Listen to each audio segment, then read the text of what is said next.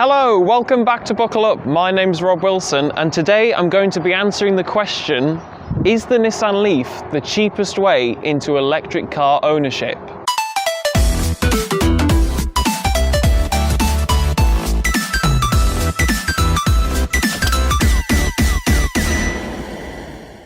Right, okay then, let's start at the front where it's typical electric car really. Very aerodynamically shaped, but also no grille to suck in the air because it has no engine, it's all an electric motor. You do get this little bit down at the bottom, which will be for your heating, and it will be to cool the battery a little bit, but batteries don't need that much cooling, so that's why it's so small. You do get some interesting blue chromey bits, which I believe Nissan and Renault were doing at the time when these electric cars were first coming out to signify electric drive, whatever that means. Also, interesting things, these headlights you see are weirdly bulbous and sculpted, and that's because they're designed to push air away from the wing mirrors so that you don't hear it, because obviously in an electric car, because there's no engine noise, all the other noises are amplified, so you pick up on things. So that's one way that the Nissan engineers decided to reduce the noise in the cabin. The other thing is the windscreen wiper motors had to be specially designed because they were from petrol and diesel Nissans, and you couldn't hear them when they were on because you've got the rumble of an engine. But in an electric car, there's no noise, so you could hear going all the time. So that's why they've had to be there. This is an interesting thing. This is the charging port. I will open it now. 2 seconds. With the push of a button, this is now open. And you can see inside you have a Type 1 and a Type 2 charger. And it should take about 8 hours to charge it overnight, so it's perfectly doable if you're wanting to use it as a car to, you know, pop to the shops in and maybe go to work in. That's perfectly acceptable. Should we move down the side and see what's going on there? Right, first up then is the alloy wheels. This is a Tekna spec Leaf, which was the top spec at the time, so you get these nice diamond cut wheels. The only problem with diamond cuts is they tend to corrode, which is nice. The wing mirrors, what I was saying before about where the air's flowing, I think what they've had to do is shrink the size of the mirror because they're quite stubby, and when you're driving, which I'll come to when we get onto that, it's quite a narrow view when you're driving along of what's going on behind you. Obviously you've got your standard I drive an electric car, I'm such a good person sticker badge on the side, but also the general profile of this car is more MPV rather than hatchback. It's set quite high. I think it's probably because the batteries are in the middle doing a T-shaped thing and everything needs to be a bit higher. But anyway, let's have a look in the boot and see what that's like. Okay then, so let's start at the back then, and the first thing that becomes very obvious is these unusual tail lights, which are very thin and long. This part of it is the actual brake light, then this section is the indicator, and then at the very bottom is the reversing light. You also get some more blue chrome weirdness going on here, and another badge to let you know that you're electric, and the name of the car, which is Leaf. Bit unusual. Obviously there's no exhausts or anything, being electric. There is part of the reversing camera there as we open the boot, and you are met with rather a deep boot. It goes all the way up to past my wrist. You also get in here, because this is the Tekna spec, which is the top spec, the Bose sound speakers subwoofer thing here, and you also get a nice bit of bag to hold your cables in, and it ties on to this little space here, which is quite convenient. You can't really go under the boot floor, we've tried, and it's just more metal, so presumably there's some battery stuff going on under there.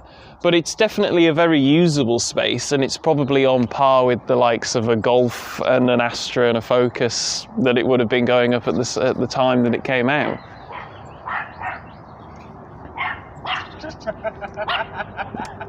Hello. Are they taking the Michael?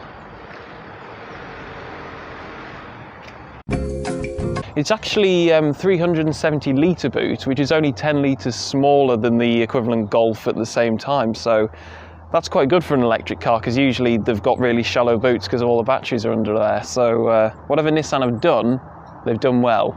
Anyway, should we move into the back seats and see what they're like? Right, jumping in the back. And the first thing that I've noticed is if the seat's in my driving position, my knees are touching the back of this front seat. But I am 6'2", so if you're not 6'2", you're probably going to be okay.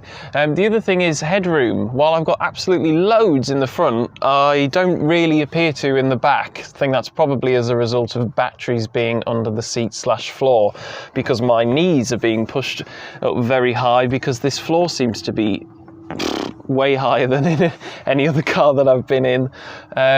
Headroom, yeah, it's touching. I'd have to slouch a bit, which would mean putting my legs either side of the front seat, but then you're taking up space from the person in the middle. And the person in the middle has also got to contend with this quite large, well, what would be a transmission tunnel in a normal car, but I suspect it's got more batteries in it. Now, while the seats are not perfectly set up for someone who's 6'2", that might be a good thing if you've got kids, because their seat's going to be raised up and their floor's raised up, you can have a better view over the front seat and see out the front. It's like stadium seating in a Land Rover. So that might be good. Also, the windows do come quite low, so kids will be able to see out. But if you're 6'2" like me, maybe not. You do get ISOFIX on the 2 outer seats, so you can have kids in the back if you want to.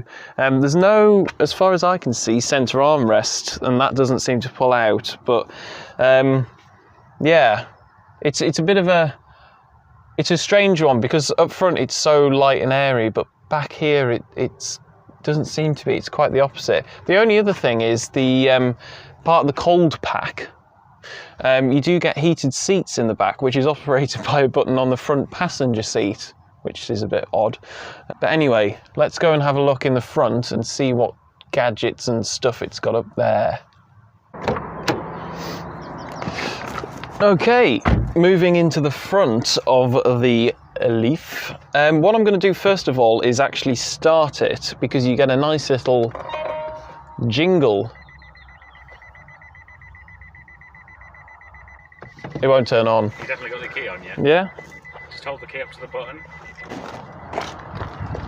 Just beeping.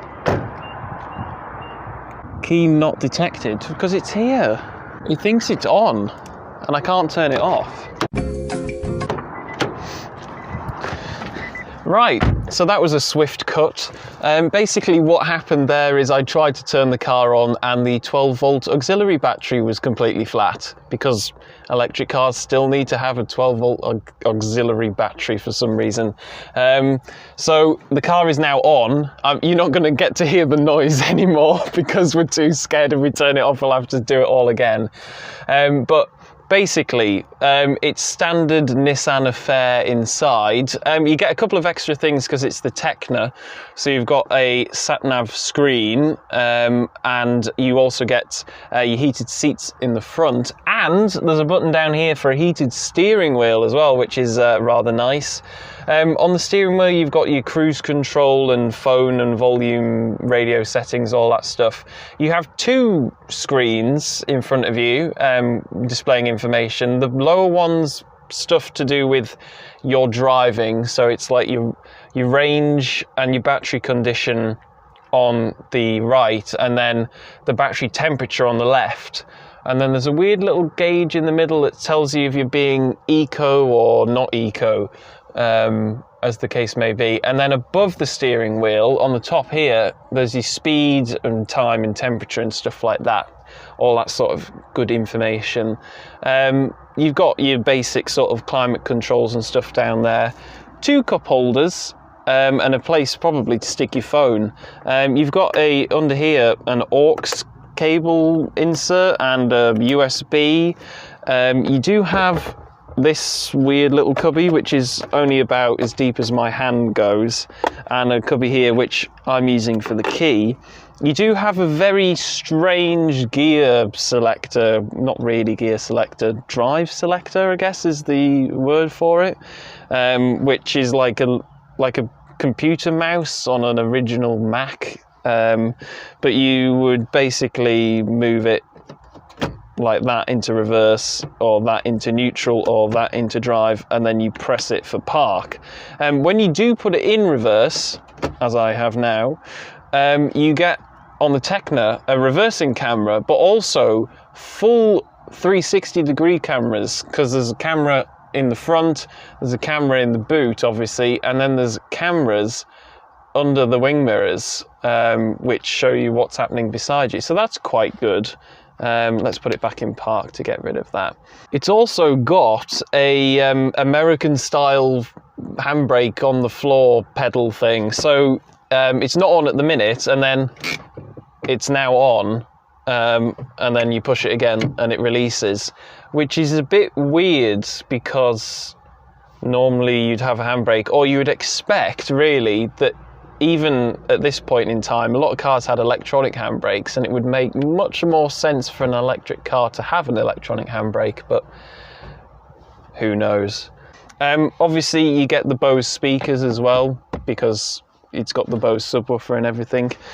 Seats, quite nice and comfy. Obviously it's all leather, same as in the back.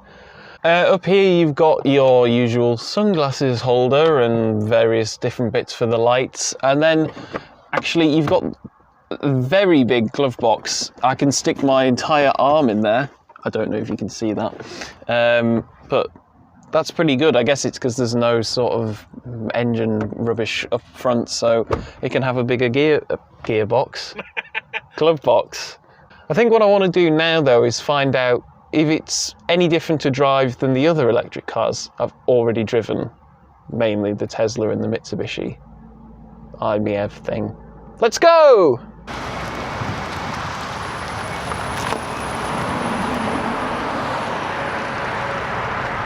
Okay then, so here we are out in the Nissan Leaf Tekna. So the first thing to know about electric cars, it's the same thing I say every time I get in one, is regenerative braking. So basically it's a way that the batteries can recoup some of that lost energy through the braking system. So when you do brake, it's a little bit weird. I think this is probably the weirdest that I've experienced in an electric car before, because it's almost like there's two different stages of electric braking. Normally, you can fiddle around with these settings and you know, make it more or less, and I think you can in this to an extent, but it's less progressive in this car than I've experienced in the Tesla and the Mitsubishi. Your foot is on the same point on the brake pedal, but for some reason when it drops below 30 miles an hour, that braking force becomes slightly greater. So you can find yourself sort of jerking forwards a bit, which is a little bit weird. A bit of a weird sensation, really.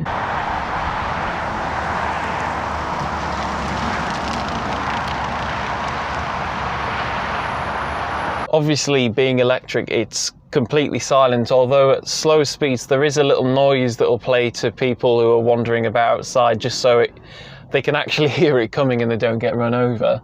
I'm in town at the minute, obviously, at some traffic lights, as is always the case, and the steering's nice and light. You know, the other thing as well is the throttle, if that's what you call it in an electric car, seems to be a lot smoother and more progressive in this car. I don't know if that was just because it was the Tesla's a faster car, but even in the Mitsubishi myriad, it was strangely almost like jerky. It was like wanted to go immediately, because electric motors all have their torque at at 0 RPM. It's all there in one big burst. But this seems to be a lot smoother in its delivery. I don't know if that's something that Nissan has specifically done, but it's good, yeah. The screen's reasonably responsive, and to be honest, the sat-nav isn't that slow. Zoom in, and I can, ooh, that's a horrible noise. Move my finger about on the screen. What does that do? Oh, that puts my cameras on even in traffic, and even though I'm not in reverse, so that's good. I've got all my information in front of me. It's really clear, you know, how much mileage I've got, what the battery temperature is, how fast I'm going. It's you know, it's as easy as cars can get for driving. You know, it's the go-kart principle of it's one pedal to go, one pedal to stop.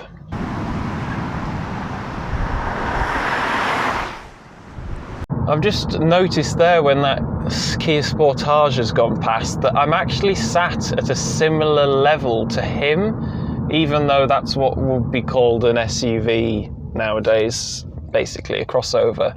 So that gives you an idea just how high up you are sat compared to other vehicles.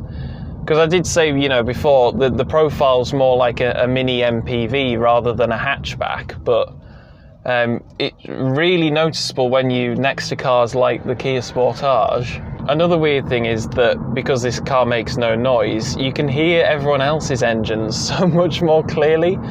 I don't know if that's just because it's, you know, the same glass as it would be in a normal car, but you can hear everything a lot more.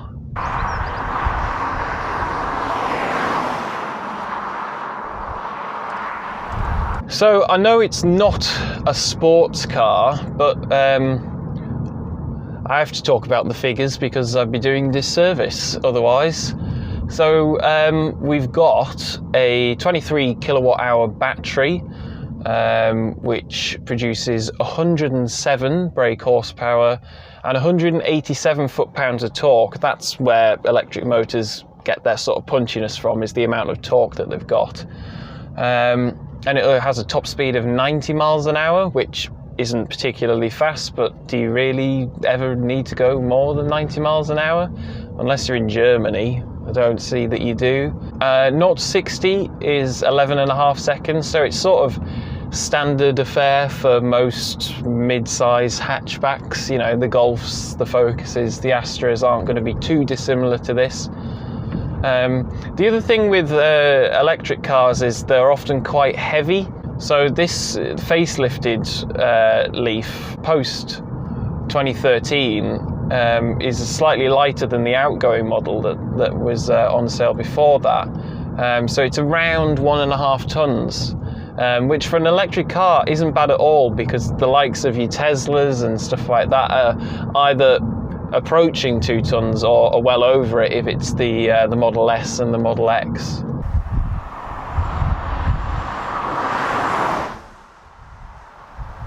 While we're talking about the batteries, one thing to note is that when this car was sold new, you could either buy it as a complete package where the battery was included in the price, or you could buy the car and lease the battery from Nissan. So if you're buying one of these used, then you're going to want to check if the battery is on lease, because then you will have to pay Nissan some money every month.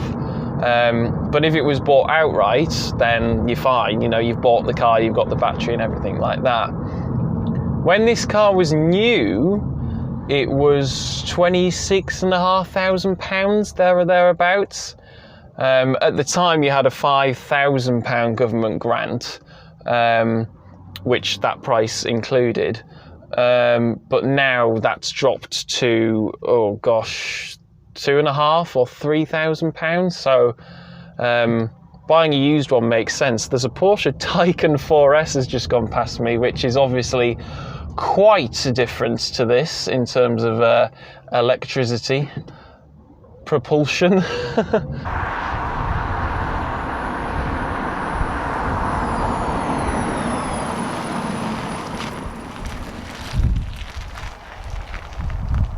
The other slightly strange thing about the Leafs are the throttle. When you push it down, it doesn't feel like it's going as fast as it can, but that's because there's like a weird rubber stopper. And then when you press that, and you go past that initial point that it allows you to go to, suddenly it becomes a lot quicker. Obviously that's to try and save you from using your juice, so to speak. But yeah, it's something to get used to and to look out for. Okay, so I put it in eco mode now, and what they call B on the drive mode, which means braking. So it's definitely giving me less juice going forwards, but then the regen is a lot more aggressive. But it's still got that weird braking thing. Yeah, it's not giving me as much... No, not giving me as much juice when I put my foot down, but... Yeah, the regen's good. It's good being able to switch between them, to be honest, because sometimes you don't want the full regen. It can get quite annoying, and sometimes, you know, you just want to coast, which is when you put it in D. So I put it back in D and I'm coasting. Yeah, that's good.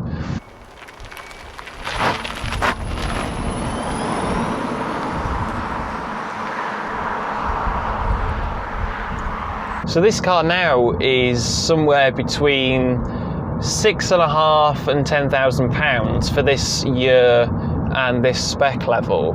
So it'd be dependent on how many miles the car's done. So that represents a huge saving compared to when it was new. And I don't think that yeah, it's probably dated a little bit in terms of, you know, how quickly screens work and stuff like that. But really, you know, are you going to have one of these as your first or your second car? That's something you've got to weigh up as well. If it's a second car, then how far are you going? How often are you going further than 70 miles? Because while it had 124 mile range when it was new, realistically you're going to get somewhere between 70 to 80 miles on a charge, which isn't bad at all, really. You know, the average journey to work in the UK, I think, is about 6-7 miles, so it's more than capable of doing that. And it's certainly better than the Mitsubishi that I drove a while back, which would be getting 35 to 45 miles of range.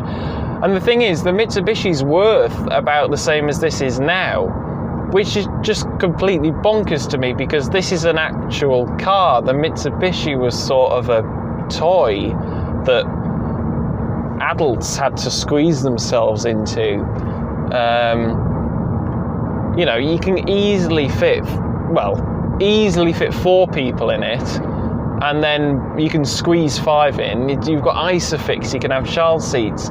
You know, it's big, it's open, it's airy, I can see out, the kids can see out the back. I've got plenty of headroom, I'm comfortable, I've got cruise control, I've got sat-nav, I've got all-round cameras. Like, what more can you want from a car that, you know, even a car you're wanting to use every day? The only thing you need to take into account is the range. And if you're fine with the range, then this is a very good value for money car.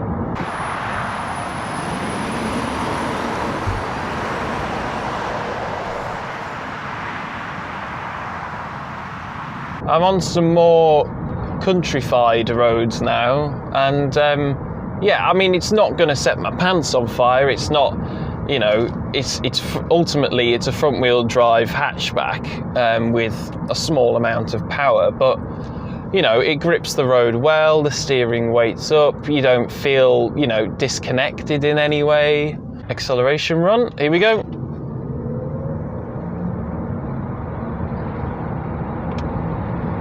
And there's 60. Yeah, so it's not fast, it's not like a Tesla, it doesn't rip your face off or hurt, but it's not bad at all, really. It's about what you'd expect for something in this class of car. I'm going through a town now, and it's a little bit bumpy. Some of the tarmac definitely needs resurfacing, and you might be able to hear there's a few rattles and vibrations coming through the cabin, which I guess you're going to pick up more on an electric car because there's no other noises to disguise that. But to be honest, the ride quality's reasonable. You know, it's not it's soft. There's no getting away from that. But it's not crashy in any of the roads that I've drove it on so far. The other thing is that it's only going to cost you about £2 to fill it up to do 80 miles, say, and you're not going to have to pay any road tax. If you live in London, you're not going to have to pay the congestion charge or any of the new ULEZ stuff. So, you know, it should seriously be considered, especially if you're in one of those ultra low emission zones. The other thing that people seem to get hung up on is the battery life. I definitely remember that being way more of a concern at the time when these cars were coming out, but I think it's safe to say that, you know, while you're not going to get the claimed 124 miles now, you weren't going to get it at the time when it was new either. And I'm just looking at the battery, sort of what it rates itself as, which is a little dial down here, and it's still got 1, 2, 3, 4, 5, 6, 7, 8, 9, 10 bars out of 12 for its, you know, longevity. So it's not running at peak efficiency, but equally it's 8 years old now. And this is when, you know, everyone was saying that, oh, you'd have to take the battery out and replace it, and it's going to cost you £7,000 and all that stuff, which is why the battery leasing deals became such a, you know, a thing. But realistically, it doesn't appear like the mileage that you can cover has been dampened too much by having this car for a long time. As long as you're not charging it aggressively and overcharging it and letting it run all the way out, you're not going to have too many problems. I think what I might do now is pull over and find somewhere to do a bit of concluding.